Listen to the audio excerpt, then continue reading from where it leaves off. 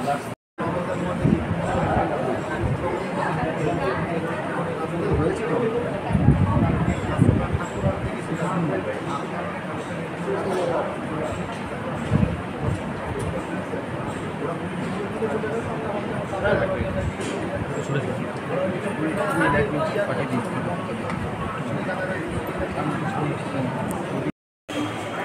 সময় আমাদের বিজেপি কর্মী দুজন, নামটা কি আছে আমাদের,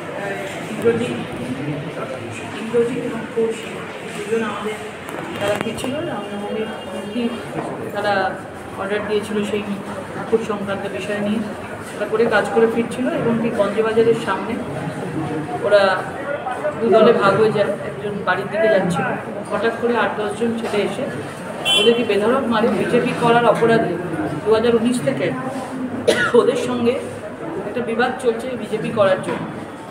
তো আগামী লোকসভা নির্বাচন মানুষকে ভয় দেখিয়ে ঘরে ঢুকিয়ে দেওয়া, এবং যে ছেলেটি আছে তার নিজস্ব মুরগির ব্যবসা রয়েছে, তার থেকে অনেক দিন ধরেই তার ব্যবসা আছে বলে সেখান থেকে তোলার জন্য অনেকবার করে বলা হয়েছিল, কিন্তু সে মানে কেনই তারা তোলাবাজিতে কেন ঢুকবে, কেন দেবে? একজন মানুষ ব্যবসা করতেই পারে তার নিজস্ব জিনিস, তার জন্য অন্য মানুষকে তৃণমূলকে টাকা দিতে হবে কেন? তোলাবাজি তোলা যায়নি বলে আজকে এভাবে তাকে মানে মারধর করেছে এবং চোখের আঘাত লেগেছে, পেছনে মাথার পেছনে আঘাত লেগেছে, কপালে নাকে এইসব আঘাত লেগেছে। এবং 1 নম্বর ওয়ার্ডের কিছু ছেলে ওরা এফআইআর লিখেছে এবং এক্ষুনি গিয়ে আমাদের বিজেপি কর্মীরা থানায় এফআইআর জমা দেবে। এইভাবে যদি বিজেপি করার জন্য বিজেপি কর্মীদেরকে তৃণমূলের গুন্ডা বদমাইশ ক্রিমিনালরা ভোটের আগে এইভাবে যদি মারতে শুরু করে, এইভাবে যদি মানে তাদের ব্যবহার হয়, তো সেই ব্যবহারের জবাব সেইভাবেই পেতে হবে, ইটের জবাব পাটকেলেই পেতে হবে তাদের।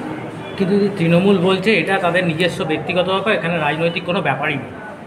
ভালো কথা, ব্যক্তিগত ব্যাপার হয়ে থাকে, মারধর তো করেছে, তাকে এফআইআর করা হবে, তাকে তোলা হবে, নিজের কোনো ব্যক্তিগত না। যদি সেই কিছু নিজের কোনো কিছু হয়ে থাকে, রাজনৈতিক কোনো কিছু না হয়ে থাকে, খুব ভালো কথা, তাদেরকে তোলা হবে।